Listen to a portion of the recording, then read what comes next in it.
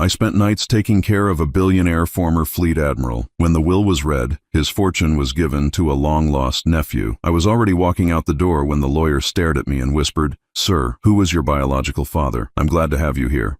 Follow my story until the end and comment the city you're watching from, so I can see how far my story has reached. I'm Clifford, 66 years old, retired Navy SEAL, and I've been alone for the past 8 years. The apartment is small.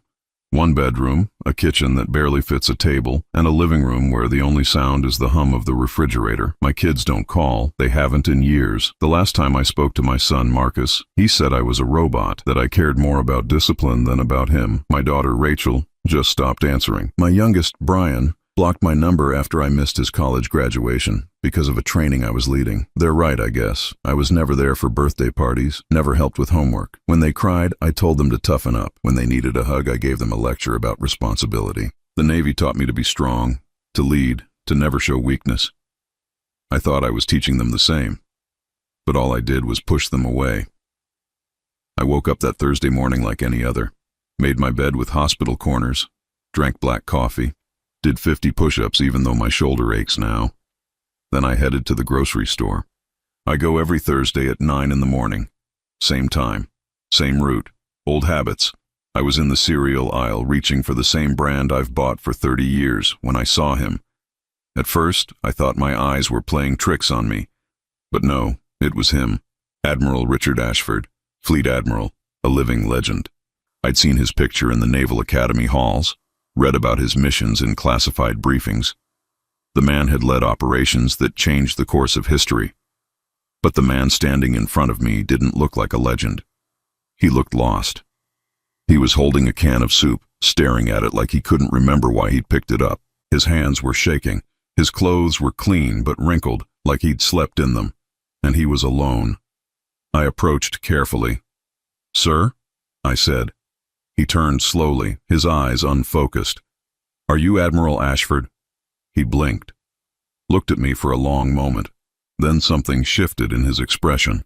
Recognition, maybe, or just exhaustion. "Yes," he said quietly. "I am, or I was." I introduced myself, told him I'd served, told him I knew who he was. He nodded, but I could tell he was struggling to follow. I asked if he needed help. He looked down at the soup can in his hands, then back at me. "I don't know what I'm doing here," he said. His voice cracked. "I don't remember how I got here." My chest tightened. I'd seen this before. Men who'd given everything, only to be forgotten. I asked if he had family nearby, someone I could call. He let out a bitter laugh. "Family," he repeated. "They put me in a home, took my car keys, took my freedom. Today I just walked out. No one stopped me. I stood there frozen. This man, this hero, was abandoned, just like me. And in that moment, I saw myself in 20 years, alone, forgotten, wandering grocery store aisles with no one to call. I didn't think, I just acted. "Sir," I said, "let me help you." He looked at me, really looked at me, and I saw something I hadn't seen in years. Gratitude. Real, unguarded gratitude. "Why would you do that?" he asked. "You don't know me." "I do know you," I said. "I know what it's like to be left behind." We stood there in the middle of the grocery store, 2 old soldiers who'd lost everything except the instinct to keep moving forward. And for the first time in years, I didn't feel completely alone. I drove him to my apartment. He didn't ask where we were going. He just sat in the passenger seat, staring out the window. When we got inside, he looked around the bare walls, the single chair, the folding table. "You live here alone?" he asked. I nodded. He sat down heavily, like his legs couldn't hold him anymore. "Me too," he said. "Well, I did, before they took me." I made coffee. We sat across from each other. 2 men who'd spent decades leading others, but couldn't lead ourselves out of loneliness. I asked about his family. He told me his daughter, Patricia, had put him in a nursing home 3 years ago. Said it was for his own good. But really, it was because she wanted control. Control of his money. Control of his decisions. Control of everything. "She has power of attorney," he said, his voice flat. "Sold my medals, my uniforms, everything I'd earned. And when I confronted her, she said I was ungrateful, that I didn't appreciate her sacrifice." I clenched my jaw. I knew that feeling. The feeling of being blamed for someone else's cruelty. "What about you?" he asked. "Why are you alone?" I told him. Told him about my kids, about how I'd prioritized the mission over them, about how I'd been so focused on making them strong that I forgot to make them feel loved. The Admiral listened without interrupting. When I finished, he was quiet for a long moment. Then he said something I'll never forget. "You sound like me. 30 years ago. That night I set up the couch for him, gave him a blanket and a pillow. He thanked me, but there was something in his eyes. something that looked like hope, or maybe just relief. Before he lay down, he turned to me. "Clifford," he said, "I don't know why you're helping me, but thank you." I didn't know how to respond, so I just nodded, turned off the light, and went to my room. But I couldn't sleep.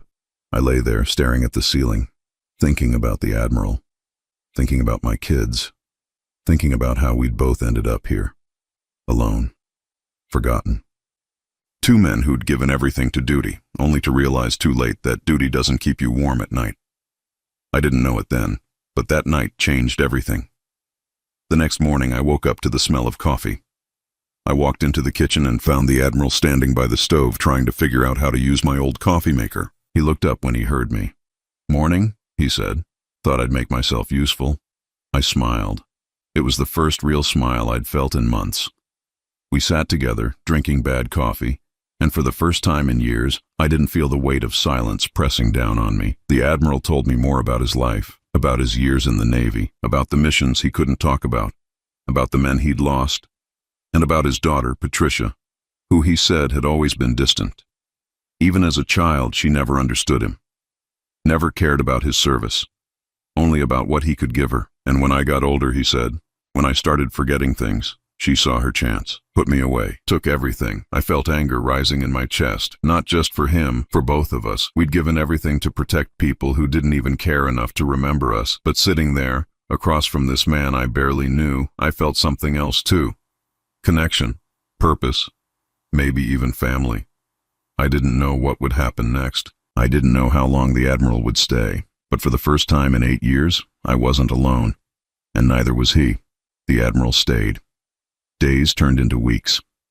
I set up a routine for both of us. Every morning I'd wake him up at 0700. We'd have coffee together. I'd make breakfast, scrambled eggs and toast, nothing fancy. Then I'd help him with his medications. He had 7 different pills and he could never remember which ones to take when. At first I thought it was just old age, but the more time I spent with him, the more I realized it was more than that. He'd forget where he was.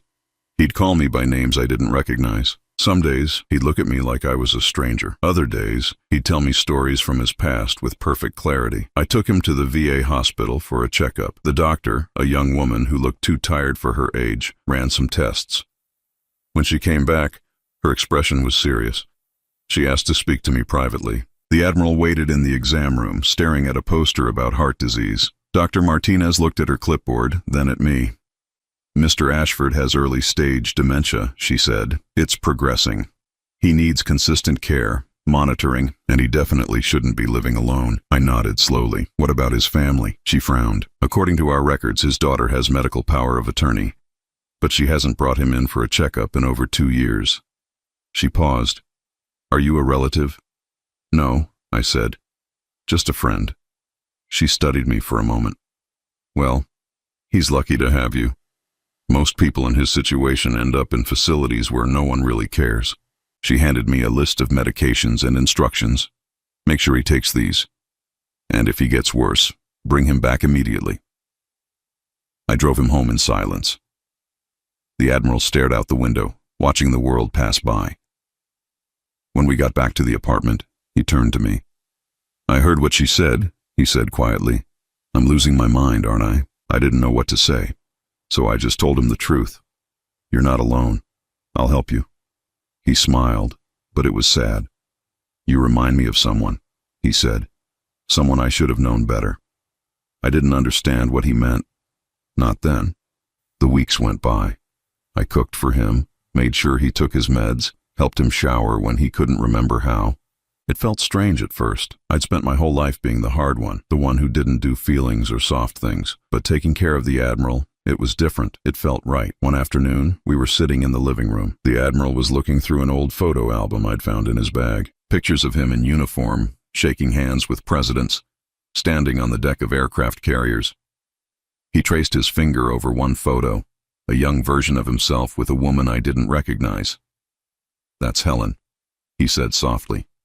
"She was the only woman I ever truly loved." I leaned forward. "What happened to her?" He closed the album slowly. "I was stationed overseas. We had a brief relationship. Then I was deployed. When I came back, she was gone. I never saw her again." His voice cracked. "I looked for her. years later, but I never found her. I married someone else. Had Patricia. But it was never the same. He looked up at me, his eyes wet. I think about her all the time. What could have been, what I lost. I sat back, feeling the weight of his regret. It was the same weight I carried, the weight of lost chances, of people I'd pushed away because I was too proud, too focused, too damn stubborn. We sat in silence for a while. Then the Admiral spoke again, his voice barely a whisper. "Clifford, do you ever think about your kids?" "Every day," I said. "Every single day." He nodded. "We're the same, you and I. We thought duty was enough. We thought being strong meant being alone." He looked at me with an intensity that cut through the fog of his dementia. But we were wrong. I felt something crack inside me, a wall I'd built over decades. And for the first time since my kids stopped calling, I felt tears sting my eyes. I didn't let them fall. Old habits. But the Admiral saw. He reached over and put his hand on my shoulder. "It's okay to feel, son. It doesn't make you weak." "Son." He called me son. And in that moment, I realized something. This man, this stranger I'd found in a grocery store, understood me better than my own family ever had. The next day, the Admiral's health took a turn. He collapsed in the bathroom. I called 911, rode with him in the ambulance. At the hospital, they stabilized him. The doctor said his heart was weak, that he needed surgery, a bypass. Without it, he had maybe 6 months. I called the number on file for Patricia. She answered on the 5th ring. "What?" she snapped. I told her about her father, about the surgery, about how serious it was. There was a long pause. Then she sighed, annoyed. "I'll be there tomorrow." She showed up 2 days later. Walked into the hospital room like she was doing us a favor. She didn't hug her father, didn't ask how he was feeling. She just looked at me. "Who are you?" "I'm the one who's been taking care of him," I said evenly. She narrowed her eyes. "Why?" "Because someone had to." Patricia turned to her father. "Daddy, you can't just run off like that. You need professional care." The Admiral looked at her with tired eyes. "You mean you need my money?" Her face tightened. "That's not fair." "Fair?" The Admiral's voice was stronger than I'd heard in weeks. "You sold my medals, Patricia. You put me in that place and forgot about me. Don't talk to me about fair." She opened her mouth, then closed it, looked at me with pure hatred. Then she walked out without another word. The Admiral reached for my hand. "Stay with me, Clifford. Please." "I'm not going anywhere," I promised. The surgery was scheduled for the following week. The night before, the Admiral asked me to call his lawyer. I did. A man named Douglas Whitmore arrived an hour later, briefcase in hand. The Admiral asked me to step out while they talked. I waited in the hallway, feeling uneasy. When the lawyer came out, he nodded at me but didn't say anything. The Admiral called me back in. He looked exhausted but determined. "Clifford, I need you to know something," he said. "You've been more of a son to me in these few months than anyone has been in my entire life." I felt my throat tighten. "Sir, you don't have to." "Yes, I do." He gripped my hand weakly. "Whatever happens tomorrow, I want you to know. You matter. You're not alone, and neither am I." The surgery went well, or so they said. The Admiral woke up briefly, squeezed my hand, then slipped into a coma. The doctors said it was his body shutting down, that it was just a matter of time. I stayed by his bedside every day. Patricia came once, stayed for 10 minutes, left without saying goodbye to him. A week later, Admiral Richard Ashford died. I was holding his hand when he took his last breath, and for the first time since I was a child, I cried. I didn't just lose a friend. I lost the only person who'd made me feel like I mattered, but I didn't know yet. The Admiral had one more surprise for me. The funeral was on a Tuesday. I arranged everything myself. The Navy sent an honor guard. They folded the flag with precision, handed it to Patricia. She took it without emotion, like it was just another object to store away. I stood in the back of the chapel. I wasn't family. I had no right to sit up front. But I needed to be there, needed to say goodbye to the only person who'd understood me in years. Patricia gave a speech, talked about her father's service, his sacrifice, his dedication to country. She didn't mention that she'd abandoned him, didn't mention the nursing home, didn't mention that he'd died with only a stranger by his side. When she finished, people clapped politely. I felt sick. After the service, people I'd never seen before came up to Patricia, distant cousins, old Navy buddies, people who wanted to pay respects, or maybe just be seen. I watched from the corner as Patricia played the grieving daughter perfectly, dabbing her eyes with a tissue, accepting condolences with a practiced sadness. No one talked to me. I was invisible, just the way I'd been my whole life. I was about to leave when Patricia's lawyer, Douglas Whitmore, approached me. "Mr. Reynolds," he said, "I need you to stay for the reading of the will." I frowned. "Why? I'm not family." He adjusted his glasses. "The Admiral requested your presence. Please. It's important." I followed him to a private room in the funeral home. Patricia was already there, sitting in a leather chair, legs crossed. She looked at me with cold eyes when I entered. "What's he doing here?" she asked Whitmore. The lawyer didn't answer. He opened his briefcase and pulled out a thick document. "Let's begin," he said. Patricia leaned forward, eager. I stayed by the door, ready to leave the moment this was over. Whitmore cleared his throat and began reading. "I, Admiral Richard James Ashford, being of sound mind and body, do hereby declare this to be my last will and testament." He went through the formalities. Then he got to the important part. "To my daughter, Patricia Ann Ashford, I leave the sum of $50,000 and my personal effects, excluding military honors and memorabilia." Patricia's face went pale. "50,000? That's it?" Whitmore continued without acknowledging her. "The remainder of my estate, including all financial assets, property, and investments, valued at approximately $40 million, I leave to James Richard Ashford, nephew, previously believed lost." The room went silent. I blinked. $40 million to a nephew no one had ever mentioned. Patricia stood up, her voice shaking with rage. "What nephew? Dad didn't have a brother. This is fraud." Whitmore remained calm. "I assure you, Mrs. Ashford, this is legitimate. James Richard Ashford is the sole beneficiary of your father's estate." Patricia slammed her hands on the table. "I'm contesting this. This is insane." She pointed at me. "He probably manipulated my father. Convinced him to change the will while he was sick." I felt my jaw tighten. I didn't even know about this. Whitmore closed the folder. "If you wish to contest, that's your right, but I should inform you that your father anticipated this reaction. He left detailed documentation, medical evaluations proving his mental competence at the time of signing, and witness statements." Patricia's face twisted with fury. She grabbed her purse and stormed out, heels clicking sharply against the floor. The door slammed behind her. I stood there, frozen. $40 million to a nephew I'd never heard of. I felt used. Felt like I'd been part of some game I didn't understand. I turned to leave. "Mr. Reynolds." Whitmore's voice stopped me. "I need to ask you something. It's important." I turned back, exhausted. "What?" He studied me carefully. "Who is your biological father?" I stared at him. "What kind of question is that?" "Please," he said. "It's relevant." I shook my head. "I don't know. My mother never told me. He left before I was born." "Why does it matter?" Whitmore reached into his briefcase and pulled out a sealed envelope. "The Admiral left this for you. He said you'd need to read it privately." I took the envelope. My hands were shaking. "What is this?" "The truth," Whitmore said quietly. And then he added, "Mr. Reynolds, I think you should sit down." I didn't sit. I tore open the envelope right there. Inside was a handwritten letter, the Admiral's handwriting, shaky but clear. "Clifford," it began, "if you're reading this, I'm gone, and you're probably confused. Angry, maybe even feeling betrayed. I don't blame you. I kept reading. There's something I never told you, something I only discovered 2 years ago when I hired a private investigator to find someone from my past, a woman named Helen, your mother." My breath caught. I kept reading, my vision blurring. "In 1958, I was stationed at a base in North Carolina. I met a woman. We had a brief relationship. I was young, reckless, and engaged to someone else. When my deployment orders came, I left. I never knew she was pregnant. I never knew about you. I had to stop, had to breathe. This couldn't be real."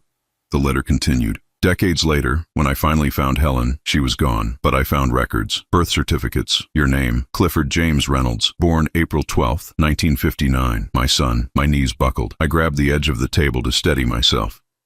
"I watched you from a distance for months, learned about your life, your service, your family, and when you found me in that grocery store, I knew. I knew it was you. But I was a coward. I didn't tell you because I didn't want to hurt you more than I already had by being absent." My hands were shaking so hard I could barely hold the paper. "James Richard Ashford is you, Clifford. I gave you the inheritance under that name because legally, that's who you are, my son. The son I never got to raise, the son I never got to know. But in these last months, I finally got to be your father, and you were the son I always wished I'd had. Tears streamed down my face. I couldn't stop them. Forgive me for not telling you sooner. Forgive me for all the years I wasn't there. But know this, you are not alone. You never were. You are my son, and I am so proud of you. The letter ended with his signature, Richard Ashford, and below it, one more line. Dad. I collapsed into the chair. Whitmore handed me a tissue. I didn't take it. I just sat there, holding the letter, my entire world shattered and rebuilt in the span of 5 minutes. The Admiral was my father, the man I'd cared for, the man who'd understood me. He was my father, and I'd never known. Whitmore spoke gently. There are DNA results in the envelope as well, dated 6 months ago. He had them done before he started showing symptoms. Everything is documented, legal. I looked up at him. My voice was barely a whisper. Why didn't he tell me? Whitmore sat down across from me. He said he was afraid you'd reject him, afraid you'd think he was just another person who abandoned you. I wiped my face with the back of my hand. He was right. I would have. But he also said something else. Whitmore continued. He said that in the time you spent together, he got to know the man you became. And that was worth more than any apology he could have given.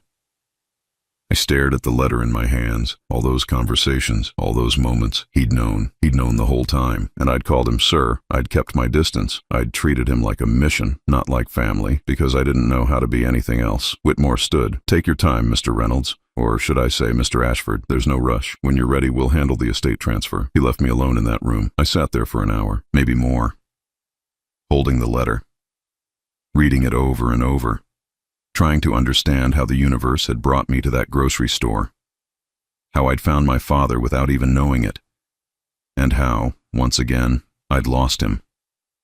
But this time it was different. This time he'd left me something, not just money, something more important, the truth, and the knowledge that I mattered, that I was loved, even if I'd never known it while he was alive.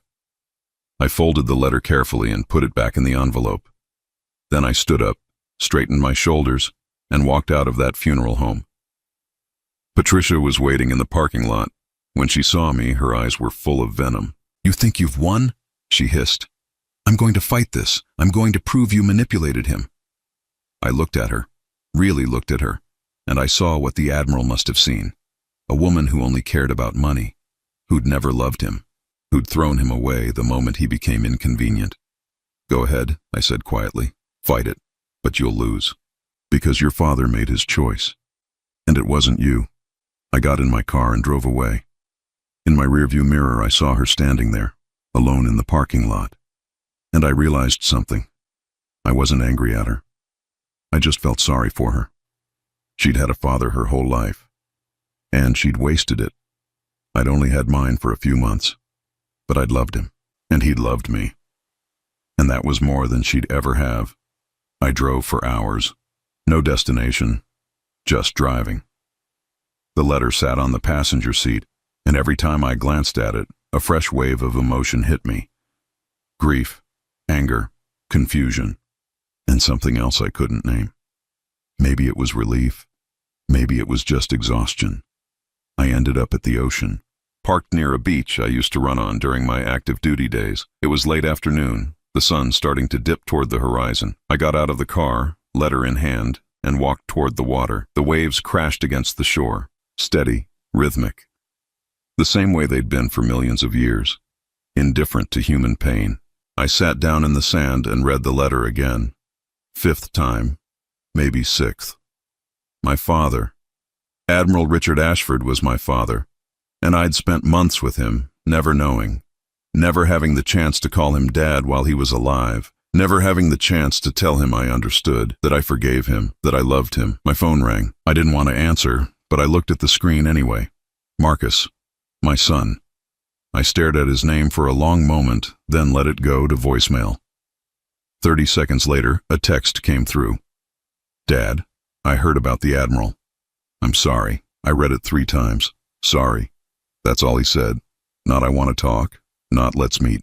Just sorry. I typed out a response, started to write something about how I wished things were different, how I missed him, how I wanted to try again. But I deleted it. Instead, I just wrote, "Thank you." I put the phone away and stared at the ocean. My whole life, I'd believed that being strong meant being alone, that needing people made you weak. The Navy reinforced that, made me believe that the mission was everything, that emotions were distractions, that love was a luxury I couldn't afford. But sitting there, holding my father's letter, I realized how wrong I'd been. Strength wasn't about standing alone. It was about letting people in, about being vulnerable enough to connect. And I'd spent 66 years refusing to do that. The Admiral understood. He'd made the same mistakes, and in the end, he'd tried to fix them. Not by demanding forgiveness, not by forcing reconciliation, but by showing me, through his actions, what it meant to care. He'd been my father for 3 months. And in that time, he'd taught me more about being a man than I'd learned in 6 decades. I stayed at the beach until dark. When I finally drove home, I felt different, not fixed, not healed, but different, like something inside me had shifted, like a door I'd kept locked for years had finally opened. The next morning, Whitmore called. "Patricia is filing a lawsuit," he said, "contesting the will, claiming undue influence and mental incapacity." I wasn't surprised. "What do? We fight," he said simply. "I have everything we need. Medical records proving the Admiral was mentally competent, testimony from doctors, the DNA results, and the letter. Everything is airtight. How long will it take? Months, probably. Maybe a year. She's going to drag this out as long as she can." I exhaled. "Fine. Do what you need to do." Whitmore paused. "Clifford, there's something else. The Admiral left instructions, specific things he wanted you to do with the inheritance. He didn't want you to just have the money. He wanted you to use it. Use it how? There's another letter in his safety deposit box. He wanted you to read it before making any decisions about the estate. Where's the box? First National Bank. Downtown. I'll meet you there this afternoon." I hung up and sat in silence. More letters, more secrets. I didn't know if I could handle any more revelations. But I went anyway. The bank was cold and sterile. Whitmore was already waiting when I arrived. We were escorted to a private room.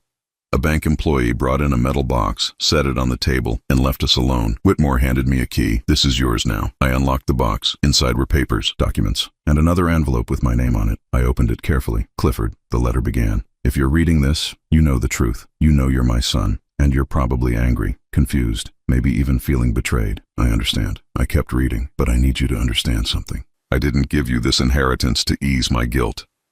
I gave it to you because you deserve it, not because you're my son, but because of who you are.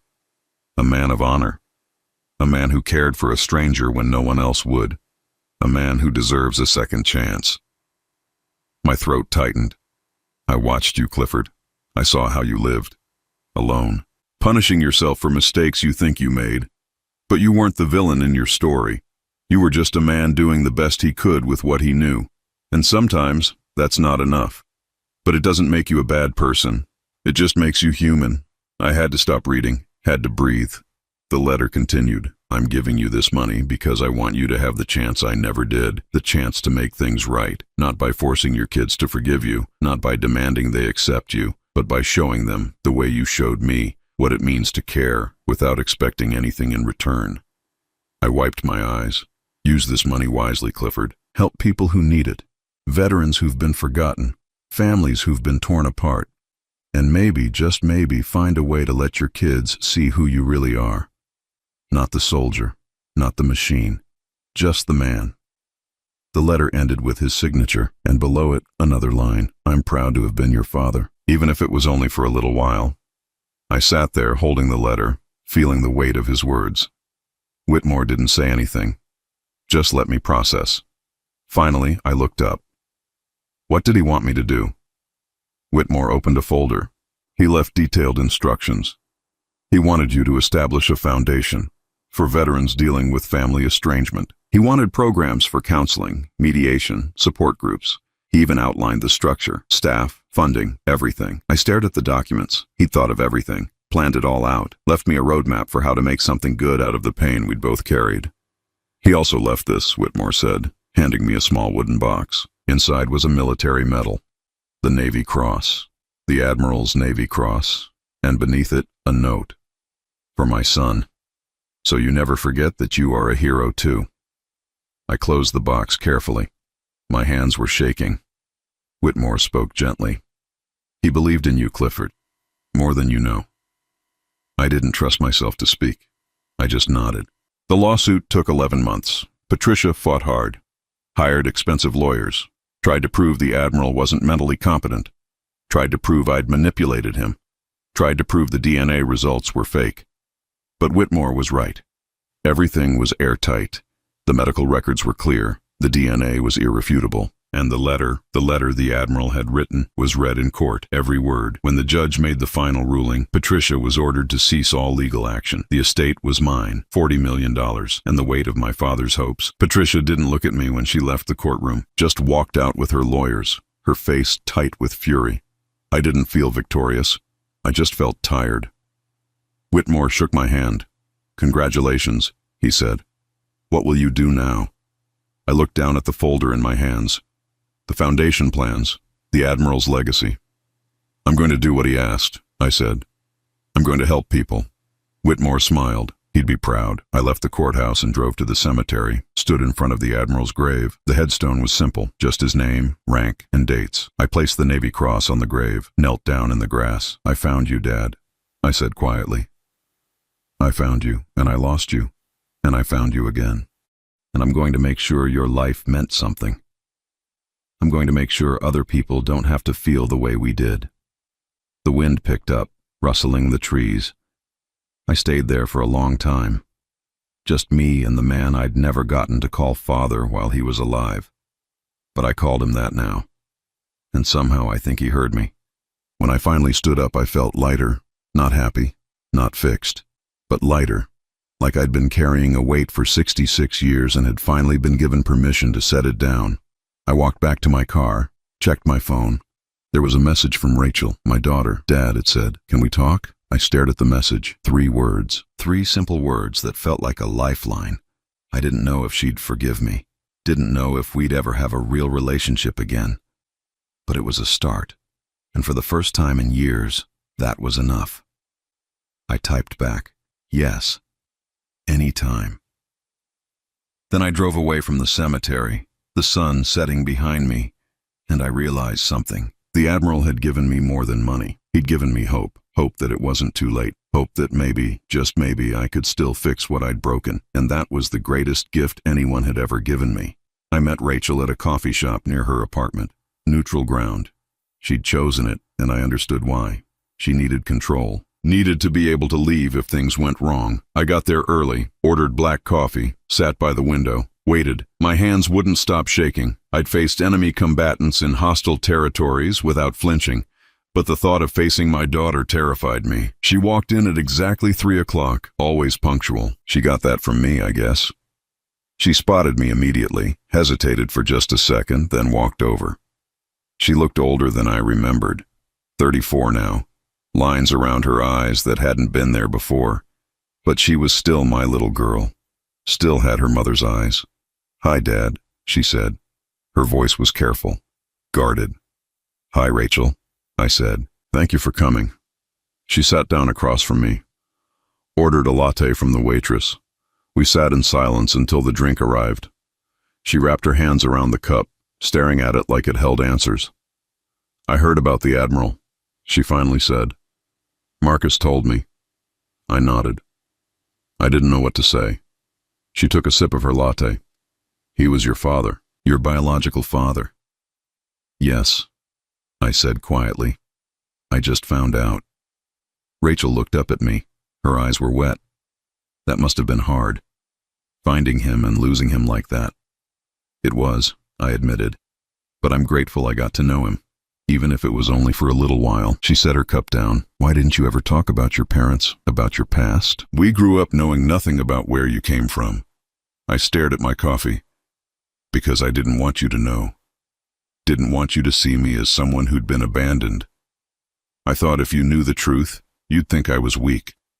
Rachel let out a bitter laugh. "Weak?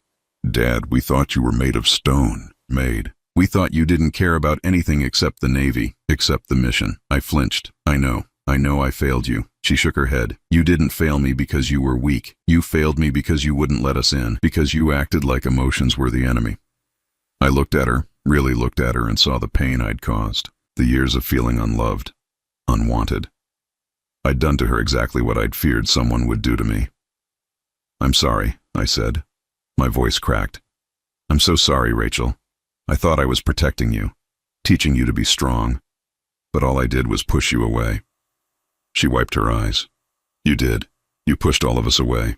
And when we needed you most, you weren't there." I swallowed hard. "I know.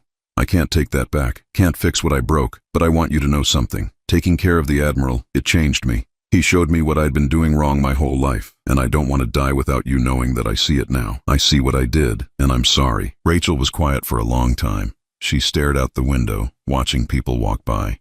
When she finally spoke, her voice was soft. "I want to believe you, Dad. I really do. But I've been hurt too many times. We all have." "I understand," I said. "I'm not asking for forgiveness. I'm not asking you to forget. I just wanted you to know that I'm trying. And if you ever want to talk, I'm here." She nodded slowly. "Okay." We sat there for another hour, talked about small things. Her job as a teacher, her partner, someone she'd been with for 2 years, someone I'd never met. She showed me pictures on her phone, pictures of a life I knew nothing about. When we said goodbye, she hugged me. It was brief, awkward, but it was something. I held on maybe a second too long, and when she pulled away, I saw tears in her eyes. "Take care of yourself, Dad," she said. "You too, sweetheart." I watched her walk away, and I felt something I hadn't felt in years. Hope. Real, fragile hope. I used part of the inheritance to pay off Rachel's student loans. She didn't know it was me. I had Whitmore set it up anonymously. She called me a week later, confused and grateful. I just told her I was happy for her. Didn't tell her the truth. Didn't need her to know. I just wanted her to have one less burden. Marcus was harder. He didn't respond to my messages. Didn't answer when I called. I sent him a letter, handwritten. Told him about the Admiral. Told him about the foundation I was starting. Told him I understood if he never wanted to see me again, but that I loved him. That I'd always loved him, even when I didn't know how to show it. He didn't respond. Not for months, but I didn't give up. I kept sending letters, not too often, just once a month, updates about my life, about the foundation, about what I was learning. I didn't ask for anything, didn't demand reconciliation, just let him know I was there. Brian, my youngest, was somewhere in between. He agreed to meet me for lunch. We sat across from each other in a diner, the same diner I used to take him to when he was a kid. He ordered a burger. I ordered coffee. "Why now, Dad?" he asked. "Why are you suddenly trying?" I set my cup down. "Because I finally understand what I lost, and I don't want to die without at least trying to fix it." He stared at me. "You really think you can fix this? After everything?" "I don't know," I said honestly. "Maybe not, but I have to try." He ate his burger in silence. When he finished, he looked at me. "I'm not ready to forgive you," he said, "but I'm willing to listen. That's all I'm asking." He nodded. "Okay, we can try this. But if you screw up again, I'm done. No more chances. I understand." We started meeting once a month, just lunch. Sometimes we talked about the past, sometimes we didn't talk at all. But it was something, a foundation, fragile, but real. I poured myself into the Admiral's foundation, hired a team, set up counseling programs for veterans and their families, created support groups, built a network of mediators who specialized in family reconciliation. The foundation wasn't just about money, it was about giving people the tools to rebuild what they'd lost. I called it the Ashford Foundation, my father's name, his legacy. The first year was hard. We helped 23 families. Some reconciled, some didn't. But every single person who walked through our doors left knowing they weren't alone, that someone understood. I started attending the support groups myself, not as a leader, just as a participant. Sat in circles with other veterans who'd lost their families, who'd chosen duty over love, who carried the same regrets I did. And I shared my story, told them about the Admiral, about finding my father and losing him, about my kids, about the mistakes I'd made, and I listened to theirs. One night, a man named James stood up. He was in his 50s, Marine, divorced, 3 kids who wouldn't speak to him. He looked at me and said, "I spent my whole life thinking I was doing the right thing, but I was just running away. Running from the things that scared me.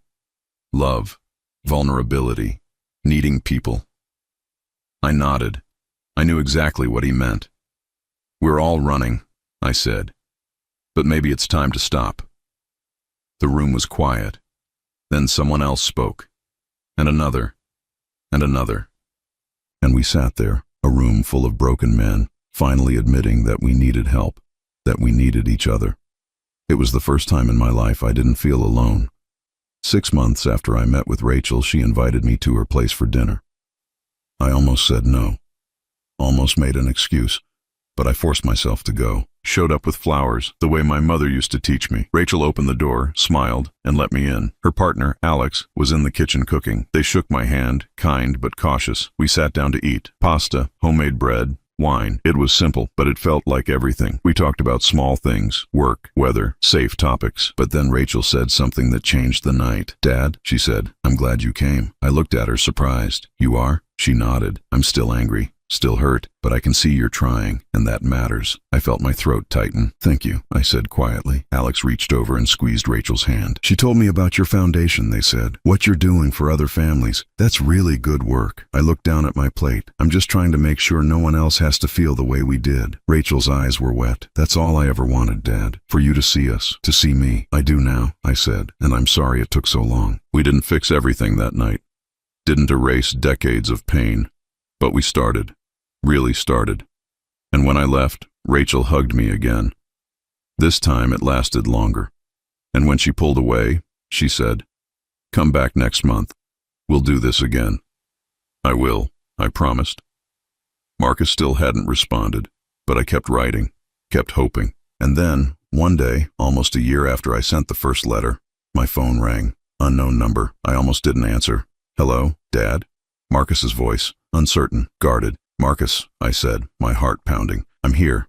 Silence. Then, "I got your letters." I waited, didn't push. "I don't know if I can forgive you," he said, "but I wanted you to know. I read them. All of them." "Thank you," I said. That's all I needed to hear. Another silence. Then, "Maybe we can talk sometime. Not now, but sometime." "Whenever you're ready," I said. "I'll be here." He hung up. But it was enough, more than enough. I sat in my apartment that night, staring at the phone. My kids were still hurt, still angry, but they were talking to me.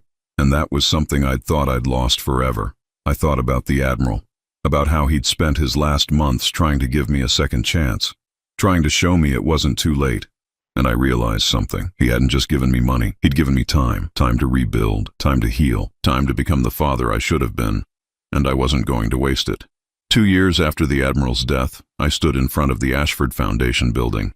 It was a modest place, nothing fancy, just a converted office space with large windows and a sign out front, but it was ours.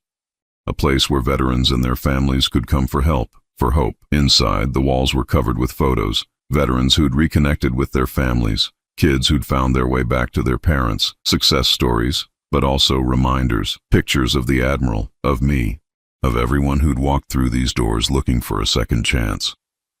I walked through the main room. Counseling sessions were happening in private offices. A support group was meeting in the conference room. Laughter came from somewhere down the hall. Real laughter, the kind that happens when people finally let their guard down. Sarah, the foundation director, came up to me. "Morning, Clifford," she said. "We've got 3 new families starting this week." I nodded. "That's good. Really good." She smiled. "You should be proud. You've helped a lot of people." I looked around the room. The Admiral helped people. "I'm just continuing what he started." She squeezed my shoulder. "He'd be proud of you." I hope so. I really did. That afternoon I had lunch with Brian. We met at the same diner, same booth. It had become our routine. Once a month, every month, for 2 years now. He ordered a burger. I ordered coffee. "How's the foundation?" he asked. "Good," I said. "Growing. We're thinking about opening a second location."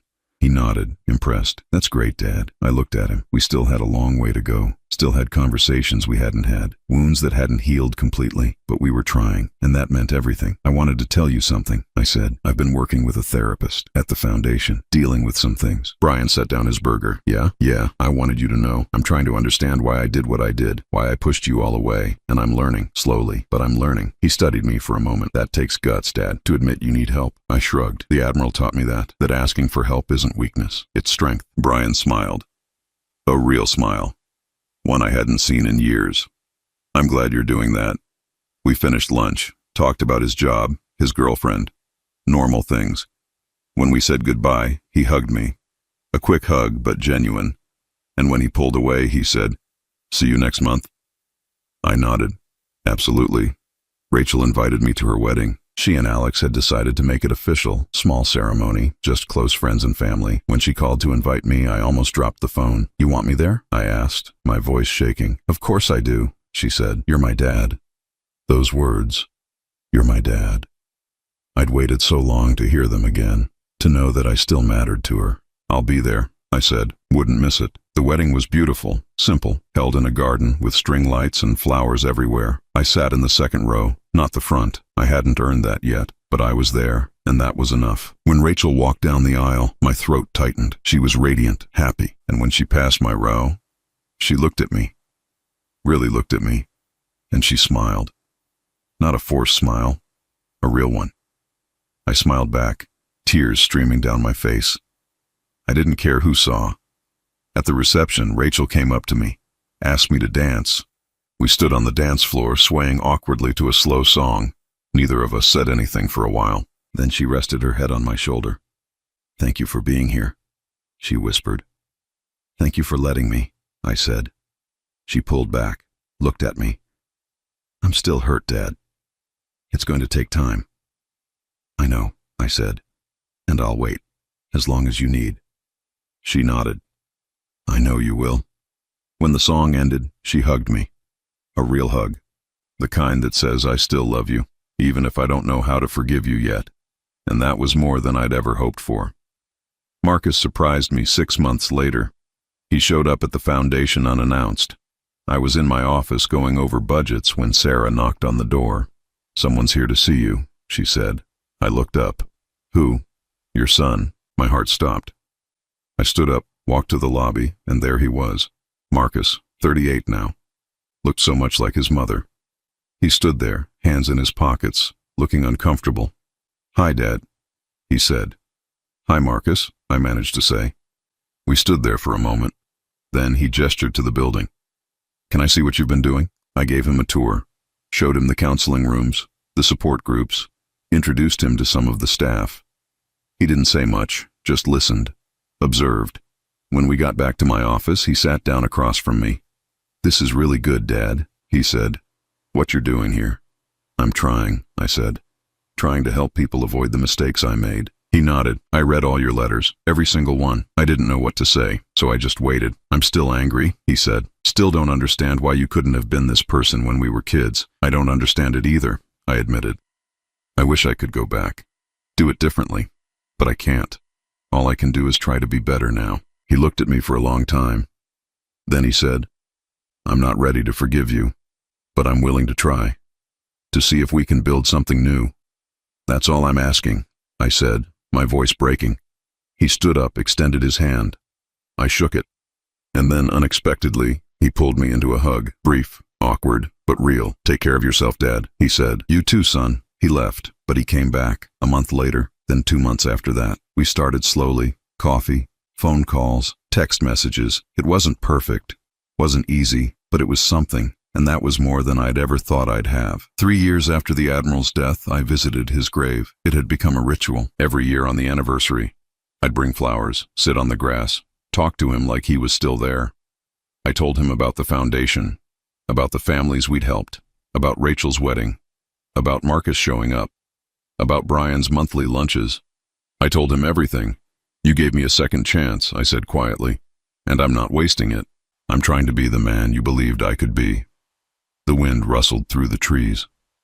I sat there in silence, feeling the weight of gratitude for a man who'd been a stranger, who'd become my father, who'd taught me, in just a few short months, what it meant to be human.